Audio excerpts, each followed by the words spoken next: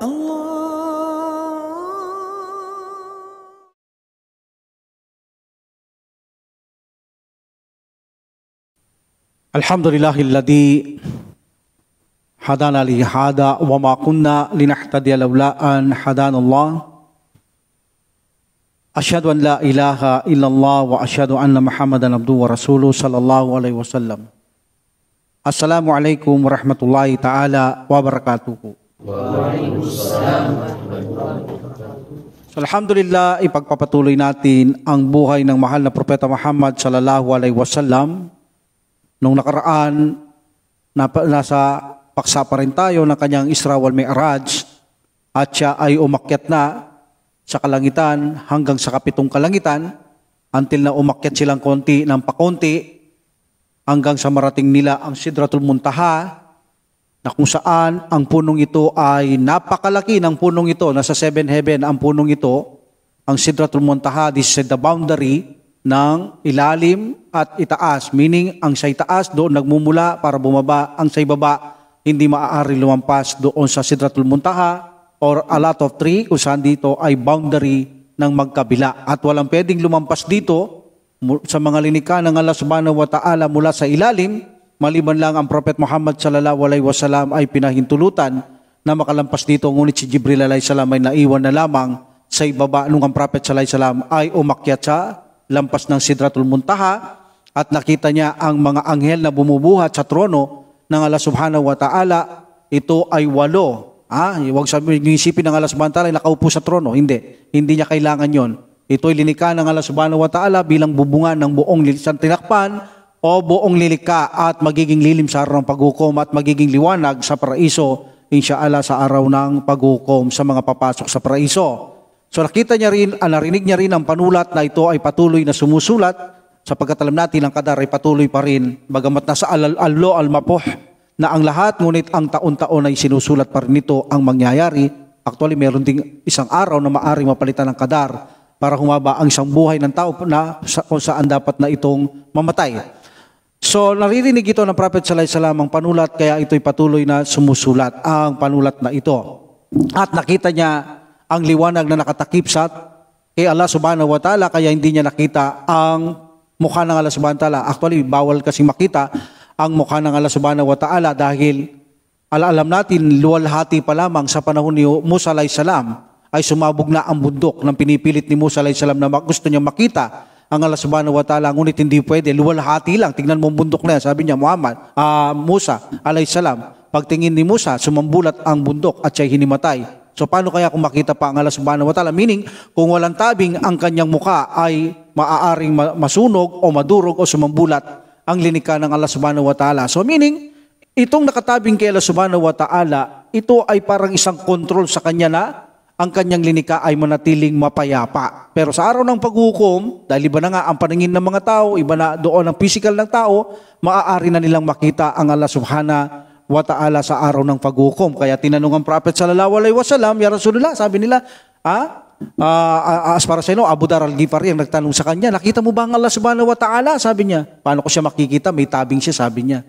So may tabing siya, sabi niya, hindi ko siya nakita. So pagkakita ng Prophet sallallahu alaihi wasallam sa trono ng Allah subhanahu wa ta'ala at ang kanyang liwanag nakatakip sa kanyang mukha ay nagpatira pa agad ang Prophet Muhammad sallallahu alaihi wasallam at kung saan sa pagpapatirapang ito ay sinabi ng Allah subhanahu wa ta'ala na ikaw ay umangat, tumayo ka at humiling ka sa akin at ipagkakaloob ko sa iyo.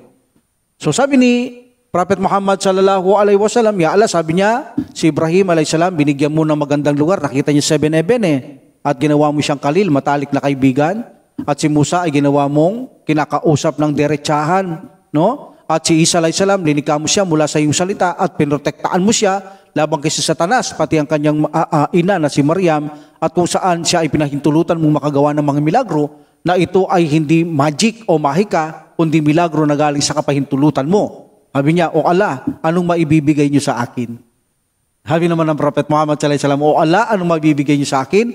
Ano sinagot ng Allah subhanahu wa ta'ala sa kanya? Gagawin kitang kalugod-lugod na nag-iisa sa akin. Allahu Akbar. Meaning, mamahalin kita ng higit sa lahat ng mga linikha kaysa sa mga sinabi mong yan, Ibrahim, Musa, Isa alayhim salam, mas mamahalin kita sa kanila. Gagawin kitang kalugod-lugod sa aking sarili sabi ng Allah subhanahu wa ta'ala kay Propeta Muhammad sallallahu alaihi wasallam. Allahu Akbar. One of the specialties again ng Prophet sallallahu alaihi wasallam ay ginawa siyang higit na kalugod-lugod sa buong sangkatauhan. Imagine ang Propeta Muhammad sallallahu alaihi wasallam. So balikan natin yung Sidratul Muntaha dito na kung saan sinabi ng Prophet sallallahu alaihi wasallam ang mga bunga nito ay parang yung mga jug ng mga hajar. Ito ay lugar sa bayan ng Arabia. Itong hajar na ito, yung mga palayok nila, nakita ko mga bunga ng punong yun. Sabi niya, malalaki ang bunga ng mga punong ito. At actually, ang mga dahon nito ay silaki ng tenga ng elepante. Sabi ng Propeta Muhammad sallallahu alaihi wasallam. Ang bunga ng mga ito, sabi niya, natikman ito ng Prophet sallallahu alaihi wasallam, matamis at napakabango ng mga bunga ng punong ito na Sidratul Muntaha. At alam natin, ang Sidratul Muntaha ay nilililiman niya. O lahat, almost, ang mga anghel doon. Ibin ang trono ni Jibril alayhi salam nasa gitna ng Sidratul Muntaha. Dahil ang punong ito, parang tinitignan mo, walang hanggan ang kanyang mga, ano bang tawag doon, mga branches niya. Dahil ang sabi ng Prophet sallallahu alaihi wasallam, ang punong ito, kung palalakbayin mo yung pinakamatulin na magkakabayo, mga ngabayo, matulin, 100 taon niyang kakabayuhin to para matapos niya yung dulo ng punong ito. Subhanallah, kano kalayo yung 100 taon matulin na kabayo, tumatakbo 100 taon bago mo matatapos yung lilim ng Sidratul Muntaha na yan. Kaya naman napakalaki ng Sidratul Muntaha na yan na kung saan nakita ng Prophet sallallahu alaihi wasallam na ang mga kulay doon ay hindi katulad ng kulay sa mundo. Kaya ang Allah subhanahu wa ta'ala, kapag hindi niya ipinaliliwanag ang isang bagay sa atin, tiyak na hindi naman natin ito maiintindihan. Useless ang revelasyon. Kaya hindi niya na ito ipinaliliwanag kung anong meron siyang muka. Alam natin may muka siya, hindi niya paliliwanag dahil wala siyang katulad, hindi mo siya maiintindihan. Kaya ang kulay na ito, nakita mo yung kulay na ito, nakita ng Prophet sallallahu alaihi wasallam, na makita niya, hindi niya rin naintindihan yung kulay. Bakit? Wala nun sa mundo So kung bakit, kahit i-reveal ng Allah subhanahu wa ta'ala, ang kulay sa Sidratul Muntaha, hindi rin maintindihan ni Prophet sallallahu alaihi wasallam. That's why hindi na ito ipinaalam. Kay Prophet sallallahu alaihi wasallam, nonsense itong malaman niya dahil hindi niya maintindihan. Kaya nung umakyat siya, ipinakita ng Allah subhanahu wa ta'ala isang bagay na hindi niya alam at hindi niya rin may papaliwanag sa kanya sarili. Kundi sinabi niya sa mga sahaba, nakakita ko ng kulay sa Sidratul Muntaha, daming gaganda. Sabi niya, kulay na walang kasing para dito, walang kasing ganda, ngunit hindi ko alam kung anong kulay yon. Diba? So hindi alam ng Prophet Muhammad sallallahu alaihi wasallam ang mga kulay ng mga nakita niyang kulay doon sa Sidratul Muntaha. At actually, ang Sidratul Muntaha, ang punong ito nababalutan ng rubies, gold, perlas, silver, platinum. Sapagkat alam natin, sa paraiso, ang mga puno doon ay mga ginto. Ang mga tangkay doon, mga ginto, ang branches sa paraiso. Kaya walang katulad ng puno dito at saka doon. Kung nababasa nyo ang puno o ilog o ano man nababasa nyo, halimbawa, ang ilog doon sa paraiso, bumakago sa ilalim ng puno, huwag nyong isipin na katulad ng puno at ilog natin dito yon. Hindi. Pangalan lang ang magkatulad, pati mga bunga. Makikita nyo, magkakamukha sila dito. Pero ang kanilang lasa ay hindi magkakatulad. Mga puno at tubig, hindi magkakatulad. Pangalan lang ang tanging magkakatulad sa mga bagay na nandito at sa paraiso. At alam natin, dito niya rin nakita si Jibril alayhi salam sa kabuuan sa pangalawang beses. At alam natin, nakita na niya sa unang beses si Jibril alayhi salam at siya ay naglaway, hinimatay. Dahil hiniling ni Prophet Muhammad sallallahu alaihi wasallam kay Jibril alaihi salam na magpakita siya sa tunay niyang anyo. Malalaki ang mga anghel. Kaya alam, may iba silang mga pakpak. But ang pakpak ni Jibril alaihi salam, 600 wings. 600 wings. At kapag itinataas niyang ganyan, parang may mga perlas na nahuhulog sa mga wings niya. Meaning kumikinang ang kanyang wings. May mga pakpak ang mga anghel, 4, 2, but siya 600, sabi ng Prophet sallallahu alaihi wasallam. So iniling ng Prophet sallallahu alaihi wasallam na magpakita siya sa kabuuan. So sabi niya, hilingin mo sa iyong Panginoon. Kasi kung walang permit ang samantala, hindi ako magpakita sa iyo sa kabuuhan. Okay? So sabi, umiling ang Prophet sallallahu alaihi wasallam sa Allah subhanahu wa ta'ala, granted niya. Nung magpakita si Jibril alaihi salam, naglaway siya at hinimatay. Sapagkat si Jibril, ang laki ni Jibril alaihi salam, mula silangan hanggang kanluran. Ganun kalaki si Jibril alaihi salam. That's why, sa pangalawang pagkakataon, muli dito ay ipinakita ng Allah subhanahu wa ta'ala sa tunay na naman ng anyo ni Jibril alaihi salam, na kung saan binanggit niya sa banal na Quran, ng Allah subhanahu wa ta'ala. Ito in chapter 53 verse I think 12 hanggang 16 binanggit ito ng Allah subhanahu wa ta'ala. Sabi ng Allah subhanahu wa ta'ala, A'udhu billahi minash shaitanir rajim, Bismillahirrahmanirrahim, apatumarunahu ala ma yara wala kadaraahu nazlatan ukhra. Sabi na Allah subhanahu wa ta'ala, kayo bagay nakikipagtalo, meaning kay Muhammad sallallahu alaihi wasallam hinggil sa kanyang nakita na si Jibril alaihi salam na sa Isra wal Mi'raj. Katotohanan, kanyang nakita siya, si Jibril, meaning tinutukoy dito sa pangalawang pagkakataon sa tunay niyang anyo. But of course, nakita niya na dati ito, sanay na siya makita si Jibril alayhi salam, bagamat may report ulit na siya hinimatay ulit. Alhamdulillah, there's no big deal kung hinimatay siya ulit na makita niya si Jibril alayhi salam. Alhamdulillah. In this situation, mayroon 600 wings, sabi niya, nabilang niya, because may mga space ito, malalaking space, no? So may 600 wings si Jibril, sabi ng Prophet Muhammad sallallahu alaihi wasallam, na kung saan nakita niya sa Sidratul Muntaha. At alam natin, si Jibril kasi, nakikita lang ng Prophet sallallahu alaihi wasallam sa anyo ni Dihya Ibn Kalbi. Si Dihya Ibn Kalbi, napakagwapong lalaki to. Ansar ito, meaning Madina to, helper ito. So, napakagwapo nito. Kapag lumapit siya kay Prophet sallallahu alaihi wasallam, nasa anyo siyang lalaki. Okay? So, meaning napakagwapo rin ni Jibril kapag sinagaan nyo ng tao. But actually, remember, ang mga anghel, wala itong kasarian, hindi babae, hindi lalaki. Kung makikita lang natin, bakit lalaki ang mga pangalan nila at bakit mga lalaki ang dumarating sa mga propeta at sugo, pwedeng itanong yan Bakit kaya walang babaeng pangalan ng mga anghel, puro lalaki, at kapag nagkatawan tao, puro lalaki, hindi rin babae? Bakit? Bakit ba? So magandang katanungan yan. Unang-una, paano sila magkakatawang babae, ang mga pangalan nila ay panlalaki? Diba? Sasalungat ang kanilang mga pangalan sa kanilang mga pangalang lalaki. Jibril, Israfil, Mikael. Hindi pwedeng maging babae. Pangalawa, walang sugo na babae at propeta. Puro lalaki ang mga sugo't propeta, at kung sila ay babae na darating, hindi nila makram ang mga propeta. Hindi uubra kausapin nila, hindi nila makram. Kaya lalaki ang mga dumarating na mga anghel, mga pangalan at ang yung lalaki, dahil ang mga propeta at sugo ay mga lalaki. Walang problemang mag-usap sila. Diba? Wala silang problema na kung saan sila ay mag-usap. At pangatlo, pinakamataas na kasarian ng lalaki sa babae. Meaning, ginawa ng Allah samantalang mga anghel, bagamat walang kasarian sa pangalang lalaki, at kapag nagaan yung lalaki, dahil ang mga lalaki ay higit ang kasarian nila o kataasan, kakisigan, kaysa sa mga kababaihan. So there is no many reason kung bakit ang pangalan nila ay lalaki at nagkakatawang tao na lalaki, bagamat sila ay walang kasarian, hindi babae, lalaki, sapagkat sila ay likha lamang sa liwanag. Wala silang kasarian ng mga anghel, okay? At sila ay sumusunod lamang sa pag-uutos ng Allah subhanahu wa ta'ala. Okay, alhamdulillah. So itong Sidratul Muntaha na ito, nakita ng Prophet sallallahu alaihi wasallam na mayroong mga ilog na umaagos. Apat ito Actually, nakita rin ni Musa alayhi salam, Propeta Muhammad sallallahu alaihi wasallam, sa ika-6 na heaven to Yung ilog na rin na to, parang nakita niya tumatagos doon May dalawang ilog siya nakita tumatagos, yung nakakalitaw, hindi yung hidden.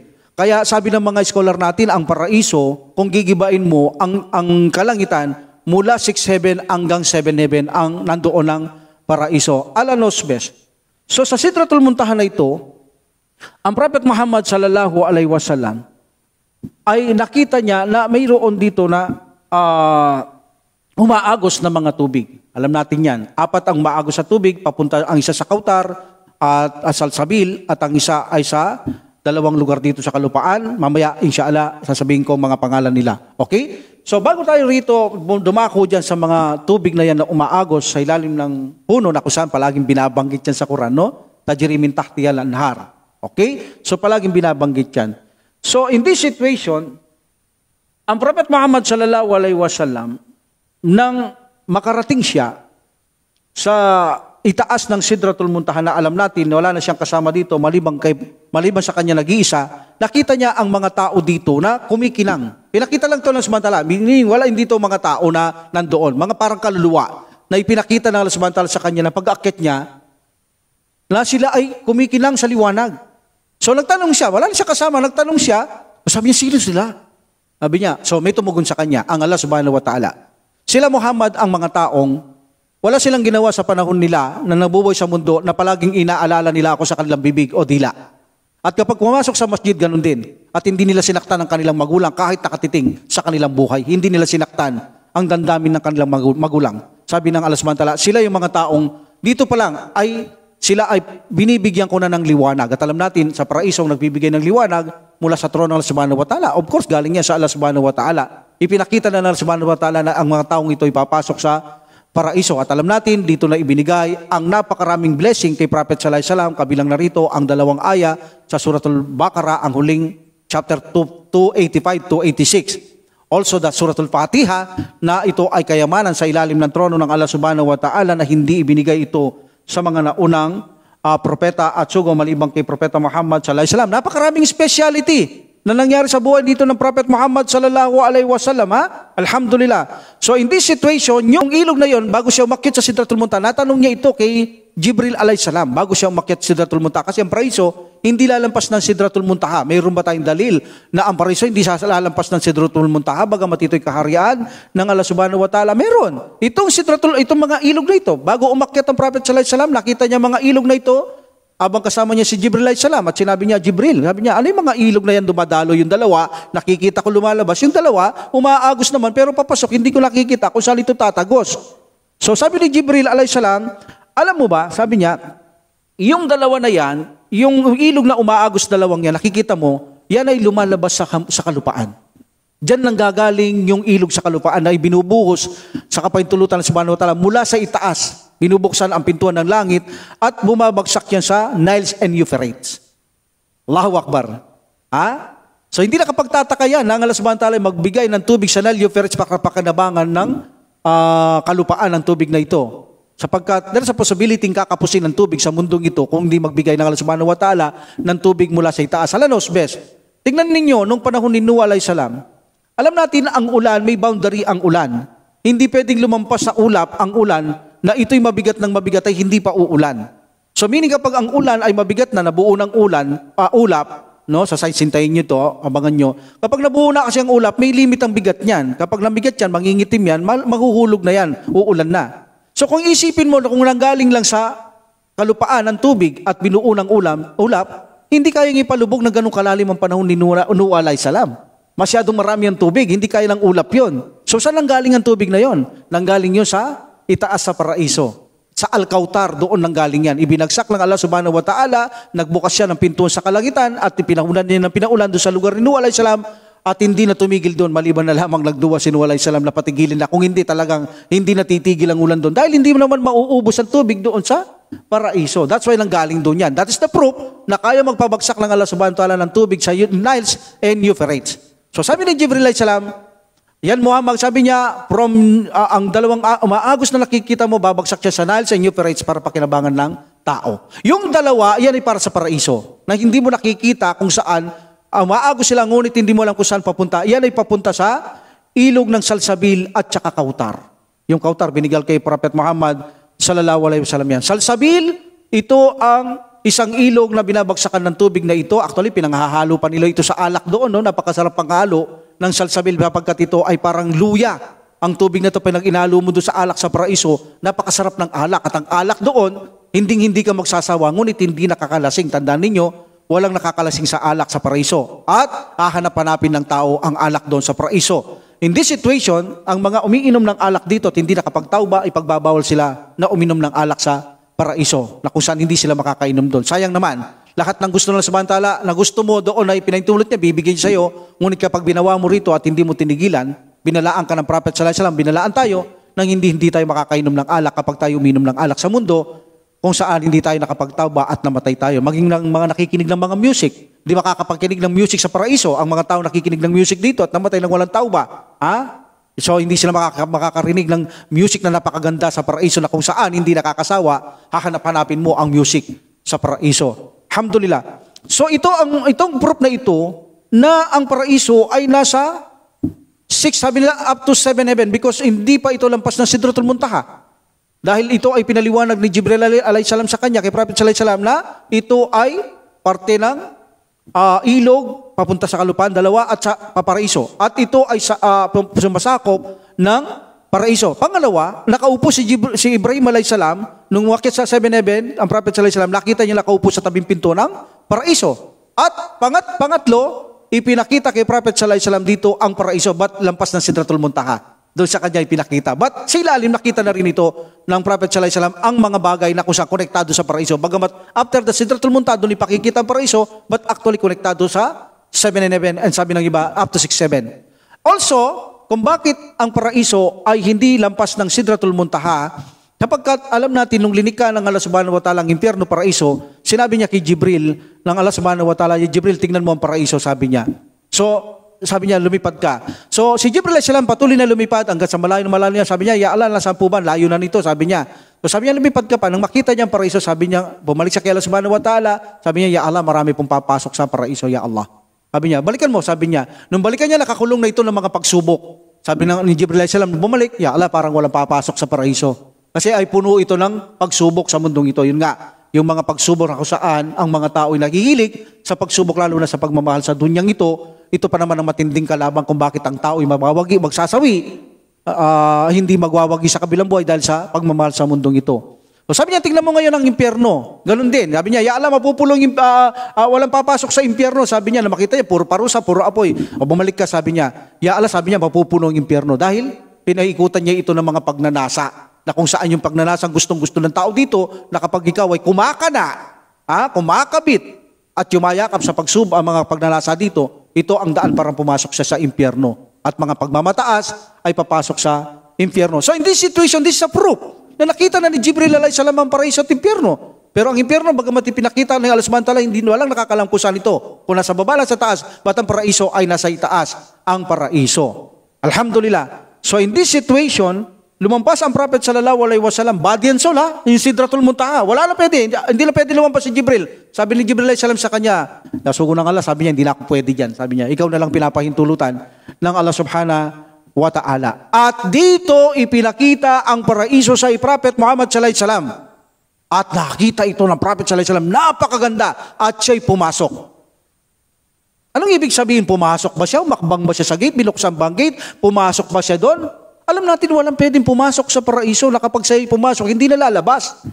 So paano sinasabi sa hadith na siya'y pumasok? Tinukoy kasi doon, siya'y pumasok. Sabi nila, ang unaan nila, pumasok siya sa pamamagitan ng kanyang paningin. Yung parang nakapasok siya sa kanyang paningin. Pero sabi nila, mukhang malabo yung explanation na yan. Ito ang mas malinaw. Siya'y pumasok sa paraiso, ngunit hindi siya nakaapak. Ito ang mas malakas. Pwede siyang umakyat sa paraiso, nakalutang, ngunit hindi siya nakaapak. Nakikita niya ang paraiso. Katulad ng mga martir na namatay, yung kaluluwa nila nandoon sa mga ibong berde sa paraiso, umikot-ikot, hindi nakaapak yun. Umiikot-ikot, nakikita nila ang paraiso. Pero hindi sila pwedeng umapak sapagkat ang pag-apak sa paraiso, dadaan ka muna ng araw ng paghuhukom. Uhusgaan ka muna ng Allah subhanahu wa ta'ala bago ka makaapak dyan. At kapag nakaapak ka na, hindi ka na pwedeng lumabas dyan. That's why, hindi umapak ang Prophet sallallahu alaihi wasallam, hindi pumasok doon sa kanyang mga paa, kundi there sa possibility, Allah knows best, na sinakalutang, inilutang ng Allah subhanahu wa ta'ala at ipinakita niya ang kabuuan ng paraiso kay Prophet Muhammad sallallahu alaihi wasallam. Kaya naman i-describe ng Prophet sallallahu alaihi wasallam ang paraiso pagbaba niya na lahat almost alam niya kung ano ang mayroon sa paraiso. Allahu Akbar. So in this situation, ito ang pamamaraan na pumasok siya. Sabi nila, Allah knows best na siya ay nakalutang ang Prophet Muhammad sallallahu alaihi wasallam at pinakita ito ng Allah subhanahu wa ta'ala sa kanya ang paraiso. At doon sa paraiso, itinanong niya ito kay Jibril alayhi salam pagbaba niya. Palagi siyang nakakarinig ng kalabag doon, ng akbang. Kumakalabog, lumalapit sa kanyang tenga. Every time na naririnig niya, ang kalabog na lumalapit sa kanyang tenga. Kumakalabog doon. Sabi niya, Jibril, pwede ba ako magtanong, sabi niya, nung pinakita sa akin Allah subhanahu wa ta'ala ang paraiso, may naririnig akong kumakalabog doon, na para bang naglalakad, na lumalapit sa akin, sabi niya. Sabi niya, yan talaga ang paraiso na kung saan, kapag narinig mo yan, kapag umaakbang si Bilal sa kalupaan, umaapekto sa paraiso, ang kanyang akbang. Allahu Akbar. Kaya pala nung pagbaba ng Prophet sallallahu alaihi wasallam kay Bilal, Bilal, bakit ko naririnig ang akbang mo? Yung mga kalabog ng akbang mo sa paraiso. Bakit ba? Ano ba sekreto mo? Sabi niya, Rasulullah, wala naman. O bakit naririnig ko doon? Sabi ni Jibril, every time umaapak ka dito, lumalakad ka dito, kumakalabog doon yung akbang mo dito sa lupa, doon sa paraiso. Bakit ba? Wala, Rasulullah, parehas lang ang ginagawa natin maliban sa isa.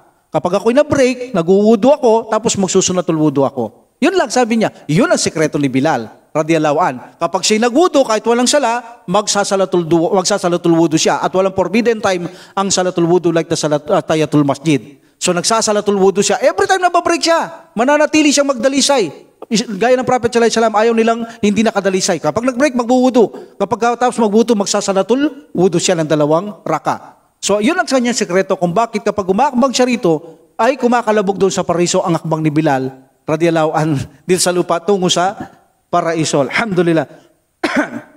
So in this situation, nang ang Prophet sallallahu alaihi wasallam ay nakita niya na ang napakarami doon, binigyan na siya ng biyaya, blessing doon na napakarami, mga specialties na ibinigay kay Prophet Muhammad sallallahu alaihi wasallam.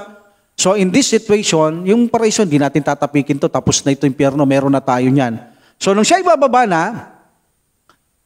nakita niyang muli sa 7 heaven itong si Ibrahim alayhisalam. Okay, magpapaalam na sila, pumunta na kay Jibril alayhisalam para mamaalam na sila. Pero bago siya nakaalis, pagdaan niya kay Ibrahim alayhisalam, nagbiling pa nga si Ibrahim alayhisalam.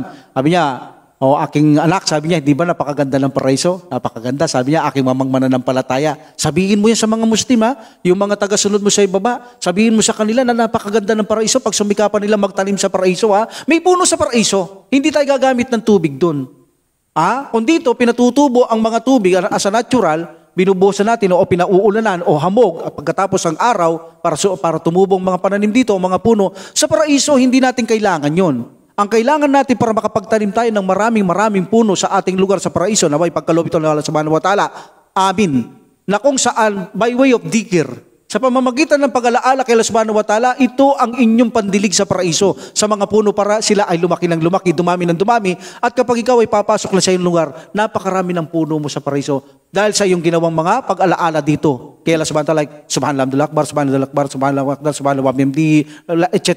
So lahat ng pag-alaala kay Allah subhanahu wa ta'ala, ito ang pandilig sa puno doon sa paraiso. Kaya sabihin mo, sabi niya Muhammad, magtanim sila ng maraming tanim sa paraiso sa pamamagitan ng maraming pag-alaala kay Allah subhanahu wa ta'ala. At sabihin mo paraiso, napakaganda ng paraiso at ipaabot mo ang aking salam sa iyong mga tagasunod. In this situation, nang ang Prophet Muhammad sallallahu alaihi wasallam ay babalik na, ibinigay na dito ang 5 beses na sala. 5 times obligatory sala na to. 5 times obligatory sala. So, ang raka dito ay dalawa-dalawa muna. From Fajr, Duhur, Asar. Di ba ang sala noon sa Makkah, dalawa lang. Maghrib at saka Fajr.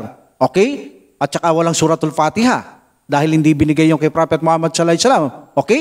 So, in this situation, dalawa lang. At dalawa-dalawang raka din. Ngayon, 5 na. Pero dalawa-dalawang raka at nandiyan ay suratul Fatiha. At ibibigay na ang tamang oras ni Jibril alaihi salam sa pagsasala sa Makkah kung anong oras ang dapat silang magsala sa 5 salang na yan. So, dala niya ang sala na kung saan ang salang ipinagutos 50 times ang sala natin. Yan ang sinabi ng Allah subhanahu wa ta'ala, na itinagubilin niya ang sala kay Prophet Muhammad sallallahu alaihi wasallam ng 50 times. Meaning 50 times ang sala. Ilang sala tayo ngayon? 5 lang, di ba? So, 50 times ang salang utos ng Allah subhanahu wa ta'ala. So, nang bumaba na, ang Prophet sallallahu alaihi wasallam, up to 6-7, nasa lubong niya noon si Musa alaihi salam. Sabi niya, ano pinagutos sa'yo ng Allah subhanahu wa ta'ala? Yung sala, pinagutos niya. Oo, sabi niya, ilan? 50 times. Bumalik ka kay Allah subhanahu wa ta'ala, ilingin mo sa kanya na bawasan niya. Hindi kakayanin niya ng yung tagasunod. Alam yan, ni Musa alayhi salam, sapagkat alam natin, siya ang isa sa pinakamaraming tagasunod, si Musa alayhi salam, na alam niyang hindi kakayanin niya ng tagasunod ng Prophet alayhi salam, ang 50 times sala. Okay? Mahirap yon. So sabi niya, bumalik ka sa Allah subhanahu wa ta'ala, hilingin mo na bawasan niya. So bumalik siya kay Allah subhanahu wa ta'ala, may nagsabi ng pagbabawas ay 5-5-5 or 10-10-10. So no big deal kung 5-5-5 or 10-10-10. Sabihin natin 10. Umakyat dito ang Prophet sallallahu alaihi wasallam sa parang galan na lang, no? Pag-akyat niya parang mga floor na lang. Balik siya sa 7 heaven. Then up to the Sidratul Muntaha. Then sabi, umiling ang Prophet sallallahu alaihi wasallam na kung maaari bawasan ng ang rakang binigay ng Allah subhanahu wa ta'ala. So ito ay binigay ng Allah subhanahu wa ta'ala ng 40 times. Okay? 40 na lang, Muhammad. So, baba siya. And then, nasalubong siyang muli ni Musa alayhi salam into 6-7. Sabi niya, ilan na lang? 40. Sabi niya, hindi niya kakayanin yan.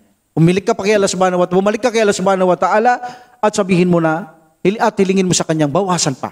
Hindi pa rin kakayanin yan ng mga tagasunod mo. So, in this situation, bumalik ang Prophet Muhammad sallallahu alaihi wasallam at tiniling niyang bawasan. At binawasan ito ng Allah subhanahu wa ta'ala ng 30. 50, 40 now, 30. So bumaba ang Prophet sallallahu alaihi wasallam, nasalubong niya muli 6'7", si Musa alaihi salam, sabi niya ilan? 30. Hindi pa kakayanin yan. Bumalik ka pa sa Allah subhanahu wa ta'ala at sabihin mo sa kanya na bawasan niya ang sala, ang 30 sala. Ang 30 na sala na yan. So bumalik ang Prophet Muhammad sallallahu alaihi wasallam at sinabi ng Allah 20. So bumaba siya.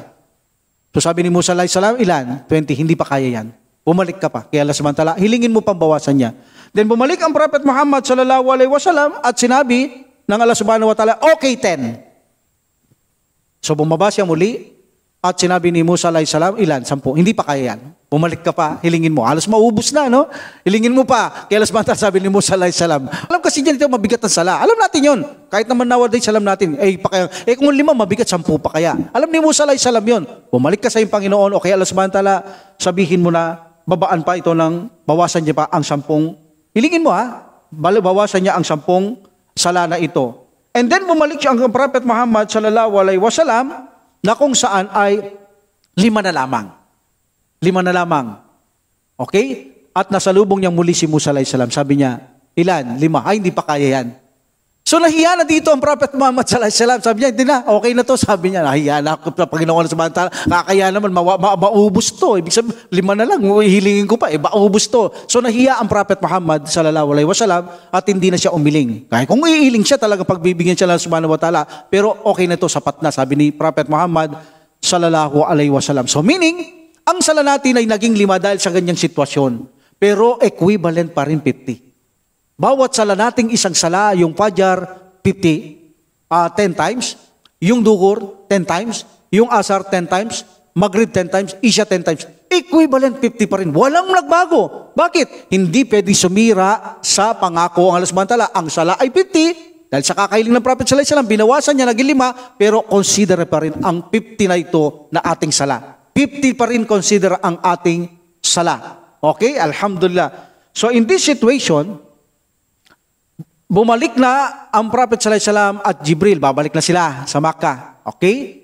So gamit na naman yung hagdanan hanggang Jerusalem, Masjid al-Aqsa, na kung saan ay sasakyan nila si Burak, sasakyan niya si Burak, siya lang. Okay? Kinuha niya kung saan niya ito tinali. O nakita niyo ha, hindi si Burak ang gamit niya sa pag-akyat sa kalangitan ng Prophet Muhammad sallallahu alaihi wasallam. So in this situation, binalikan niya si Burak at babalik na sila sa Makkah. Okay? Babalik na sa Makkah. Okay, yung sala na ito, itinuro ito ni Jibril, di pa talaga alam ng Prophet sallallahu alaihi wasallam to. Okay, bago ko dako ng pagbalik sa Makkah. Nung nasa Makkah sila, dalawa-dalawa, obligatory, dalawa-dalawa, tinuro yan ni Jibril kung paanong tamang sala. Okay? At ang mga binibigkas, Suratul Fatiha, surah, yun, tinuro na siya, 2 raka. Nakikita ng Prophet sallallahu alaihi wasallam si Jibril, siya naglilid. Ang Prophet sallallahu alaihi wasallam nag-iimam sa tao, hindi nakikita si Jibril. So naririnig ni Prophet sallallahu alaihi wasallam si Jibril, hindi naririnig ng mga tao, si Prophet sallallahu alaihi wasallam lang. Kaya sinusundan niya lang bali si Jibril ng 3 araw na tinuturuan niya Prophet sallallahu alaihi wasallam at ang mga tao akala nila alam na ng Prophet sallallahu alaihi wasallam sala, tinutularan nila ang Prophet sallallahu alaihi wasallam. Sinusunod. So 3 days yun. Tinusunod ng Prophet sallallahu alaihi wasallam si Jibril alaihi salam habang sila ay nagsasala hanggang sa matuto ng Prophet sallallahu alaihi wasallam, hanggang sa matuto na ang mga sahaba sa likuran. But hindi pa bawal ang alak dito. Hindi pa pinagbabawal, wala pang pagbabawal dito sa alak sapagkat marami pa ritong nagiinom ng alak at sila ay nagsasala, lasing pa sila. Nagiinom silang lasing. So alam mo naman ang pagbabawal, hindi pwedeng biglaan. Alam niya ng Allah subhanahu wa ta'ala. At siyempre, kailangan natin tularan ang pamamaraan ng Allah subhanahu wa ta'ala na kapag ang tayo binawalan mo sa isang talamak na kanyang bisyo at binawalan mo agad-agad, siya ay tatalikod sa pananampalatayang Islam. Ganun ang mangyayari doon. Tatama rin siya, tatalikod siya dahil mahal niya yung bisyo niya, mahirap tanggalin. Ang mga Quraysh, adik sa alak yan, talamak yan. Kaya hindi yan binagbawalan ng Allah subhanahu wa ta'ala. Hanggat hindi sila malakas, pinabayaan lang sila mag-inom na mag-inom, kahit nagsasala, kahit lasing sila, pinabayaan lang sila ng Allah subhanahu wa ta'ala. But nung malakas na sila sa Madina, ipinagbawal ng tuluyan ng alak dahil malalakas na sila, hindi natatalikod, alam na nila ang maraming akida, tauhid, katuruan, malakas ng iman, binawal na sila ng Allah subhanahu wa ta'ala. Doon pa lang nila tanggal ang kanilang mga bisyo, kahit mahirap sa kanila dahil malakas ng iman, hindi nila pagpapalit ang kanilang pananampalataya kumpara lamang sa bisyo. So ganun yung tinuruan ang Prophet sallallahu alaihi wasallam at mga sahaba sa pagbagsak ng salang ito. 5 times sala. But 2 raka. Lahat 2 raka. So pabalik na sila sa Makkah, galing ng Masjid al-Aqsa, actually Masjid al-Aqsa yan, gaya sabi ko, sira na yan. Pinakita lang ng buo ng Allah subhanahu wa ta'ala at gabi yun. Hindi nakita ng Prophet sallallahu alaihi wasallam ang labas, kundi loob lang, nagsala lang sila. Wala siyang kaalam-alam sa Masjid al-Aqsa na yan. Actually, giba na yan at basuraan na lang yan ng ginawa ng mga Romano dahil nasakop nila noon yan. At alam nito ng mga Quraysh dahil sila nakakaraban dyan, nagtatravel, alam nilang walang Masjid al-Aqsa at basuraan na lang doon. Okay? So alhamdulillah, so dito nakakatakot ang pagbalik ng Prophet sallallahu alaihi wasallam. Sasabihin niya na siya nag-Isra wal Miraj at nakita niya Masjid al-Aqsa. Nakakatakot to. Dahil paano niya sasagutin to? Alam ng mga Quraysh, giba na yon. Lilitaw na hindi siya paniniwalaan at nag-iimbento siya. Pero dadako tayo dyan kung paano mangyayari na mapaniwala niya mga Quraysh kahit hindi nila tinanggap bagamat ang kanilang puso ay naniniwala. Okay? So in this situation, sa kanilang pagbabalik, nakita nila ang isang karaban. 3 karaban to, sunod-sunod. Yung karaban na yung unang yan, nawawala yung kanilang kamelyo. Paano niya nalaman? Ha? Kasi yung karaban na yun, meron silang inumin pang-public, pwede kang minom kahit walang pahintulot. So bumaba siya, ang mga tao nakikita niya, parang may nahanap. So uminom doon ng Prophet sallallahu alaihi wasallam. At tanda yun ng mga tao inumin na yun, kaalam nila kapag may uminom. Alam nila yun. So nakita ng Prophet sallallahu alaihi wasallam, may hinahanap sila at narinig niya ang isa, kamelyo, ang kanilang hinahanap. So number 1 karaban, nakita niya, nawawalan silang kamelyo. Okay? Itong lugar nito, as para sa inyo, Rahua ang pangalan ng lugar, nawawala doon ng kanilang kamelyo. Sa pangalawang kamelyo, yung karaban, nadaanan niya na ito ay parang may napilay. Alam mo napilay, kapag napilay, may mga benda, di ba? So binigyan nilang benda yung isang paa ng kanilang kamelyo. So parang may pilay. Yun ang pakiwari ng Prophet sallallahu alaihi wasallam. Yung pangatlo, yung kulay puti, batik, alam niya yung kamelyo na may batik na gano'n. Ibang kulay, no? Kamelyo, may batik siya. So nakita yun ng Prophet Muhammad sallallahu alaihi wasallam. Until makarating siya sa Makkah, kung saan siya nag-start, Hatim, sa Kaaba, doon siya bumagsak din o huminto sa Hatim. At umalis na si Burak, umalis na si Jibril alayhi salam, iniwanan na siya, tapos na ang kanilang Isra wal Mi'raj. At nagsala ng Fajr doon ang Prophet Muhammad sallallahu alaihi wasallam. After Fajr, umupo ang Prophet sallallahu alaihi wasallam at pinagmuni-munian niya ng napakaraming nangyari sa buhay niya sa loob lamang ng isang gabing yun. Parang yung mukha niya maaliwalas. Mayroong pangamba, mayroong maaliwalas. Anong pinangangambahan niya? Yaong kung paano niya ipaliliwanag ito sa tao. Paano niya nga naman ipaliliwanag sa tao yun? Sino nga naman basta maniniwala doon? Di ba? Nakita niya Masjid al-Aqsa, wala naman. Umakyat siya sa langit. Lampas pa ng Sidratul Muntaha. Paano siya umakyat sa langit? Sino maniniwala doon? Paano mo akyatin ng langit? So nangangamba din siya. Masaya, pero may halong pangamba. That's why na makita siya ni Abu Jahal, masaya. Siguro naisip ng Prophet sallallahu alaihi wasallam yung mga nangyari sa kanya. Kaya maaliwalas ang mukha. So pinuntahan siya ni Abu Jahal. Doon sa tabi ng Kaaba, sabi niya, "O Muhammad, mukhang may bagong nangyari sa'yo." Sabi niya, "Nag-Isra ako." "Isra? Saan?" "Masjid al-Aqsa." "Masjid al-Aqsa?" Hindi mo na nagpahalata si Abu Jahal. Hindi siya nagpahalata. "Masjid al-Aqsa?" "Oo," sabi ng Prophet sallallahu alaihi wasallam. "Sa loob ng isang gabing ito?" "Oo," sabi ng Prophet Muhammad sallallahu alaihi wasallam. So hindi siya nagpahalata. Pwede ba tawagin natin yung mga ibang tao, Muhammad, at sabihin mo ulit sa kanila? Kasi pag siya tinawanan niya, tinuya, baka hindi na siya magsasalita sa ibang tao. Kaya hindi muna nagsalita. Gusto niyang ipahiya sa maraming tao.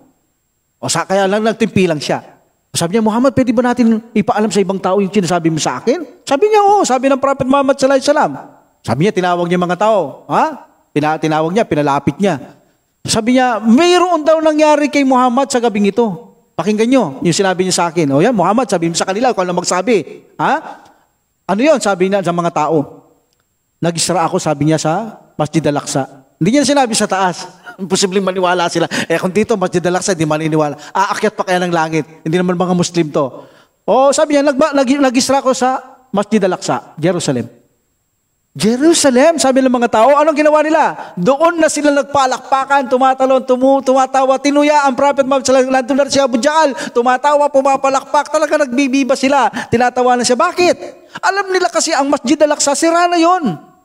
Karaban yan nangangalakal yan. Walang Masjid al-Aqsa at basuraan lang yun. So paano makakarating doon ng Prophet sallallahu alaihi wasallam? Sino nga naman di papalakpak sa ganung sitwasyon? Di ba? Alam nila sira yun, wala namang ganon. Sabi nila, "Muhammad, sige, gawa tayo ng deal. Papaniwalaan mo kami na nakakarating ka sa Masjid al-Aqsa. I-describe mo sa amin yung Masjid al-Aqsa. Ipailarawan mo." Ito na yung pinangangambahan ng Prophet sallallahu alaihi wasallam. Paano niya ipaliliwanag ang mga ganito? So in this situation, sabi ko, gabi yun, dumating siya doon, gabi yung paglalakbay na ito, hindi niya naman nakita sa labas noon. Paano niya di-describe yun? Masisira siya rito. Masisira siya rito. Pero hindi siya pababayaan. ng Allah subhanahu wa ta'ala. So in this situation, nang sinabi ng mga tao na siya ay describe ang Masjid Al-Aqsa, so ipinakita ng Allah subhanahu wa ta'ala ang Masjid Al-Aqsa doon sa Mecca ng Allah subhanahu wa ta'ala. Sa Mecca mismo, ipinakita niya ang Masjid Al-Aqsa. Abang tinitignan ito ni Prophet Muhammad sallallahu alaihi wasallam, actually sa likod ng bahay ito ni Uqais. Okay? Ni Uqail, likod ng bahay sa Makkah. Doon pinakita ng Allah subhanahu wa ta'ala yung Masjid Al-Aqsa. Habang tinitingnan ng Prophet sallallahu alaihi wasallam ang Masjid Al-Aqsa, i-describe niya sa mga tao. Mga tao nagtataka. Alam nila, tama siya. Pero paano niya napunta ang giba naman yun? Pero alam niya, accurate yung paliwanag. Paano hindi accurate? Nakikita niya ay yung Masjid Al-Aqsa. So, sabi ni Abu Jahal, tama ka, pero magic yan. Magic lang yan. O sige Muhammad, bigyan mo pa kami ng tip. Kung talagang ikaw nakarating doon, bigyan mo pa kami ng ibang mga ebidensya na kami mapapaniwala mo. Yan, magic lang yan. O sabi niya, nakita ko yung 3 karaban. Papunta dito sa Makkah yon. Tanungin niyo sila. Yung isa, nawawalan sila ng kamelyo na nakita ko sa Rahuwa lugar at uminom pa ako ng tubig sa kanila. Yung pangalawa, yung kamelyo nila, mayroon siyang pilay. Dahil may benda siya. Yung pangatlo, yung kanilang kamelyo, may itim na batik, yung puting kamelyo, yung parang manilaw-nilaw na kamelyo na may batik ito, na itim.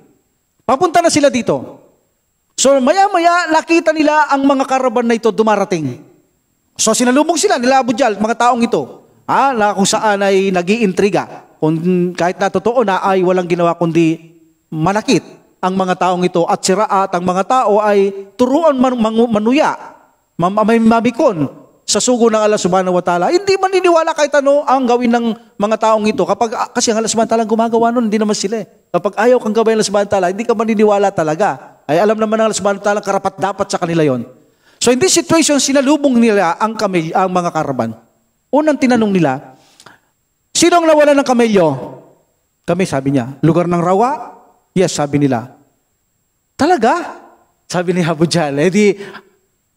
Nanungahan naman siya. Dahil, totoo yung sinabi ng Prophet sallallahu alaihi wasallam Imposible naman, hindi niya nadaanan yun. Bakit alam niya yun? Kaya kumbinsido sila Kaya lang talagang pride. O sabi niya, sige, tignan niyo nga yung tubig niyo. Mayroon bang bawas yan? Mayroon bang uminom dyan? Dahil uminom ng Prophet sallallahu alaihi wasallam Sabi niya, hindi na kailangan tignan namin to. Bakit? Alam namin may bawas to, may uminom May dumaan doon, may uminom. Siya dumaan doon. Okay, kumbinsido ito si Abu Jahl na totoo sinabi ni Prophet sallallahu alaihi wasallam Yung isang kamelyo na may pilay, ito sabi niya, sa aming paglalakbay kasi naano siya, sabi niya, napilayan siya. O yung kamelyong isang may batik daw, nasaan? Yun, yung kamelyong may batik na doon. Sabi niya, napakatindi naman mag-magic ni Muhammad. Pati ba naman ito, kaya niyang magicin yung mga ganito? Binalitaw na, magikero lamang. Si Muhammad sallallahu alaihi wasallam, kahit na totoo na, sapat na ang ebidensya, hindi pa rin sila naniwala. Hindi pa rin sila naniwala. Anong dahilan? Alam niyo ang mga taong ito, ang dahilan ko ang pagmamahal sa dunya. Kapag mahal mo ang dunya, talagang yari ka dito Yari ka. Kasi ang mga taong Quraysh, mahal nila ang dunya, gusto nilang manatili ang kanilang pwersa, ang kaharian, ang paggalang, pagrespeto ng mga tao sa kanila. Ayaw nilang mawala. Dahil kung sasama sila kay Muhammad sallallahu alaihi wasallam, ang mga alipin at mayaman magpapare-pareho, pantay-pantay, walang mayaman, walang mahirap, walang mataas, walang mababa, magkakapatid sa bawat isa. Hindi nila gusto yan. So ang gusto nila, ginagalang sila ng mga tao at kinakatakutan sila ng tao. That's why kahit totoo, dahil mahal nila ang mundo, yan ang dahilan kung bakit hindi sila magabayan sa pananampalatayang Islam. Ang mga taong ito. At hindi lang yun, ang mga taong ito, dahil sa pagmamahal sa mundo, inuudyukan nila ang mga tao na lumabas sila sa liwanag tungo sa dilim. Yuriduna an yakruju. Ang gusto nila ay yung lumabas minan nuri ila dulumat. Mula sa liwanag tungo sa dilim. Yun ang gusto nila. Lalabas liwanag, dalhin nila tao sa dilim. Alladina yastahibbuna al-hayatad dunya alal akhirah. Mas mahal nila ang dunya kaysa sa kabilang buhay. Wayasudduna nas. At inililigaw nila ang tao fi sabilihi, sa way o landas ng Allah subhanahu wa ta'ala. Waya baguna nga iwadya, at pinipilit nilang ibaluktot ang tama. Meaning yung Islam, pinipilit nilang ibaluktot. Katulad ng nangyayari ito, totoo na, binabaluktot pa rin nila. Pinipilit nilang pamalian, pabaluktutin ang tama. Kaya sila yung mga taong ulaika fi dalalim ba'id. Napakalayong pagkaligaw ng mga taong ito. Paano sila magagabayan? Dahil alam nila ang tama, gusto nila yung madilim, gusto nila yung pagkaligaw. Kaya sila nananatili sa dilim ng kaignorantian at kamangmangan. Yun ang gusto nila, kaya sila ay malayo-malayo na sa gabay na matuwid na landas ng Allah subhanahu wa ta'ala at hindi magabayan sa pananampalatayang Islam. Dahil yan ay sa pagmamahal lamang sa makamundo. So in this situation, hindi pa nakontento to. Punto naman sila kay Abu Bakar. Abu Bakar radiyallahu an. So sabi nila, Abu Bakar, tinawag na naman dito Siddiq si Abu Bakar eh. Another tawag dito Siddiq sa kanya eh. Yung una, yung mag-embrace siya dito, ito na naman. Matindi dito ang ginawa ni Abu Bakar radiyallahu an. Abu Bakar, sabi niya, naniniwala ka ba kay Muhammad na sinasabi niyang pumunta raw siya sa Masjid Al-Aqsa nung gabing ito lang at umakyat pa sa langit at bumaba sa langit, Masjid Al-Aqsa, balik siya sa Makkah, doon sa gabi lang yon. Hindi naman totoo yung sinasabi niyo. Pero kung totoo ang sinasabi niyo, sabi niya, hindi naman totoo sinasabi niyo, sabi Bakar, pero kung totoo ang sinabi niyo at sinabi ni Muhammad, ni Propeta Muhammad sallallahu alaihi wasallam, naniniwala ko. Naniniwala ka pa rin? Nang walang alinlangan. Tinawag siyang muling Siddiq dito ng Prophet sallallahu alaihi wasallam. Sabi ni Abu Bakar sa kanila, kung yung revelasyon nagmumula doon sa ilalim ng trono ng Allah subhanahu wa ta'ala o sa Sidratul Muntaha o sa itaas ng langit at bumababa sa lupa, pinaniniwalaan ko. Yung pa kaya pumunta lang siya ng Masjid Al-Aqsa, hindi paniniwalaan? Kung yung revelasyon bumababa pa sa itaas ng langit ay pinapaniwalaan ko ng walang alinlangan, yun lang magpunta siya doon ng gabing ito, hindi ko paniniwalaan. Walang kaduda-duda kapag sinabi ng mahal na sugo o ang Prophet Muhammad sallallahu alaihi wasallam, pinaniniwalaan ko. Yan ay totoo. Sabi ni Abu Bakar sa mga taong ito. Alhamdulillah, in this situation, iniwanan nila si Abu Bakar, wala silang napala kay Abu Bakar, kundi sila ang napikon ni Abu Bakar, hindi si Abu Bakar ang kanilang napikon o ang Prophet Muhammad sallallahu alaihi wasallam. So in this situation, iniwanan ng Prophet Muhammad sallallahu alaihi wasallam, nangamba talaga si Prophet sallallahu alaihi wasallam doon. Paano niya paliliwanag yung Masjid Al-Aqsa, yung mga challenge ng mga Quraysh. Alhamdulillah, but sa tulong ng Allah subhanahu wa ta'ala, hindi siya pinabayaan ng Allah subhanahu wa ta'ala, sinuportahan niya, pinrotektahan niya, pinatutuhanan niya na ang Prophet sallallahu alaihi wasallam hindi magikero, hindi siya baliw, hindi siya manggagaway, manghuhula, kundi siya ay tunay na propeta at sugo at tunay siya nag-Isra wal Mi'raj, ang Prophet Muhammad sallallahu alaihi wasallam. Alhamdulillah, so inshallah ipagpapatuloy natin sa susunod ang buhay ng mahal na Propeta Muhammad sallallahu alaihi wasallam. Matapos na ang kanyang Isra wal Mi'raj. Alhamdulillah, malaking biyaya, blessing ito mula kay Allah subhanahu wa ta'ala ang binigay niya kay Prophet Muhammad sallallahu alaihi wasallam at napakaraming revelation, hadith ang ibinigay dito kay Prophet sallallahu alaihi wasallam. Hindi na natin pinaksapa ang marami pang iba na kung saan napakarami sapagkat lubusang hahaba ang ating paksa sa buhay ng Prophet Muhammad sallallahu alaihi wasallam. Wa akhiru da'watil hamdulillahi rabbil alamin wa salatu wassalamu ala rasulillah.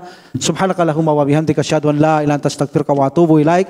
Assalamu alaikum warahmatullahi taala wabarakatuh. Waalaikumsalam warahmatullahi wabarakatuh. Allah